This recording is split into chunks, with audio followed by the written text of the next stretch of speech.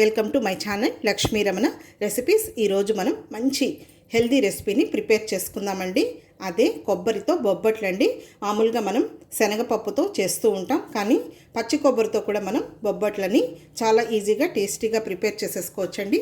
కాబట్టి ఈరోజు మనం ఈ పచ్చి కొబ్బరితో బొబ్బట్లని ఎలా ప్రిపేర్ చేసుకోవాలో కావలసిన పదార్థాలు, తయారీ విధానం ఒకసారి చూద్దామండి. చాలా హెల్దీ అండి, చేసుకోవడం కూడా చాలా సింపుల్, అందరికీ బాగా నచ్చుతాయి, చాలా బాగుంటాయి. వీటిని మనం స్టోర్ కూడా చేసుకోవచ్చండి.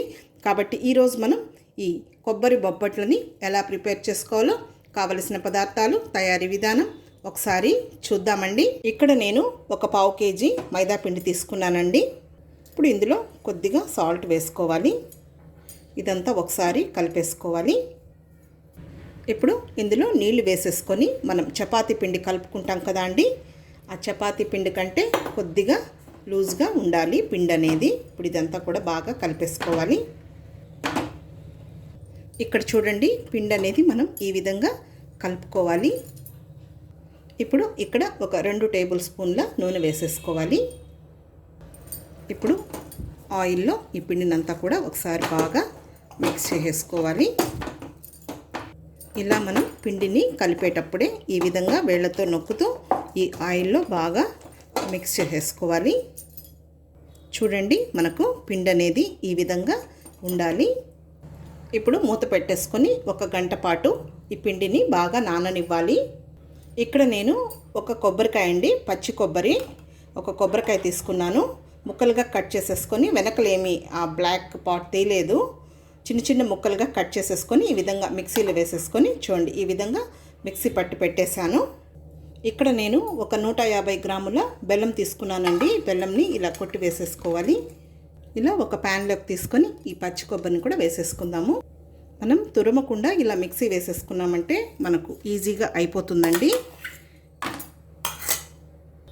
ఇప్పుడు స్టవ్ వెలిగించుకొని ఇదంతా కూడా ఇలా కలుపుకుంటూ మనం ఉడికించుకోవాలి.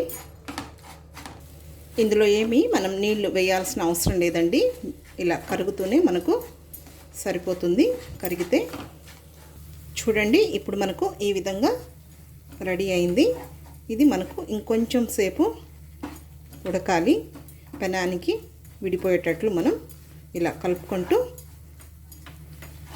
రెడీ చేసేసుకోవాలి. చూడండి, ఈ విధంగా మనకు సరిపోతుందండి. ఈ విధంగా ఉంటే పూర్ణం అనేది.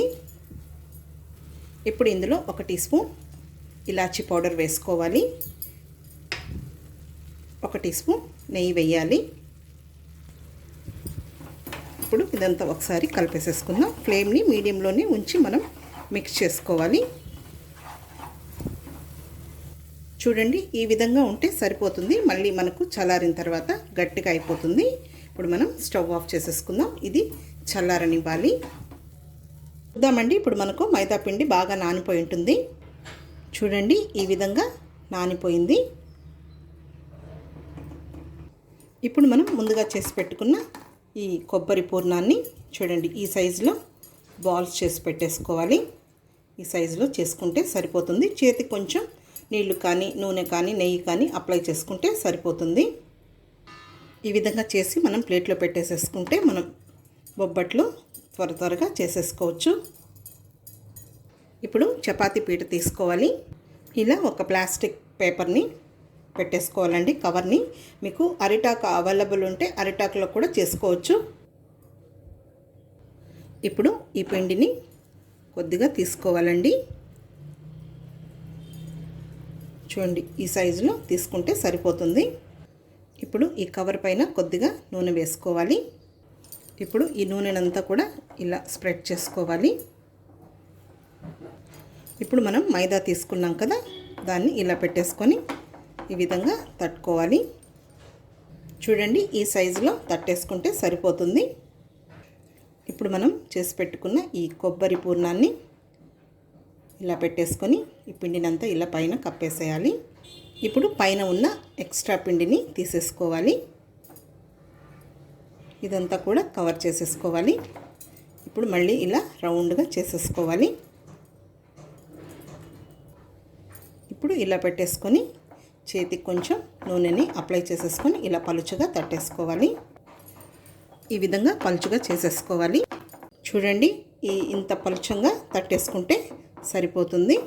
ఇప్పుడు మనం ఫ్రై చేసేసుకుందాము.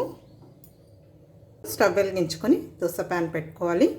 ఇప్పుడు పెనం వేడెక్కింది, వేసేసుకుందాము. ఇప్పుడు ఒక సైడు కాలిన తర్వాత ఇలా జాగ్రత్తగా తీసేసుకోవాలి.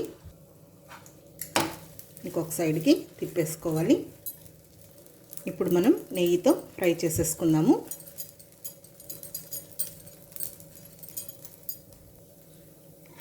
ఇప్పుడు ఇంకొక సైడ్కి తిప్పేసుకోవాలి.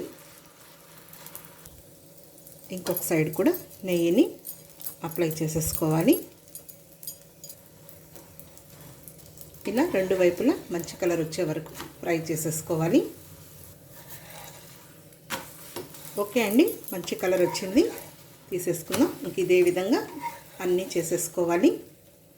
చూడండి ఎంత మంచి కలర్లో ఉన్నాయో. ఓకే అండి, చూసారు కదా మనం కొబ్బరి బొబ్బట్లని చాలా ఈజీగా ఎలా ప్రిపేర్ చేసుకున్నామో. మామూలుగా మనం శనగపప్పు అది వేసి చేస్తూ ఉంటాము, కానీ ఈ విధంగా కూడా మీరు ఒకసారి తప్పకుండా ట్రై చేసి చూడండి. చేసుకోవడం చాలా సింపుల్ అండి, టేస్ట్ కూడా చాలా బాగుంటాయి. వీటిని మనం స్టోర్ కూడా చేసుకోవచ్చు, అందరికీ కూడా బాగా నచ్చుతాయి. కాబట్టి తప్పకుండా ట్రై చేయండి. ఈ వీడియో మీకు నచ్చినట్లయితే నా యూట్యూబ్ ఛానల్ లక్ష్మీ రమణ రెసిపీస్ని కొత్తగా చూస్తున్న వారైతే నా ఛానల్ని తప్పకుండా సబ్స్క్రైబ్ చేసుకోండి. నచ్చితే లైక్ చేయండి, షేర్ చేయండి. ఇంకొక మంచి వంటతో మళ్ళీ కలుద్దాం. నమస్తే అండి.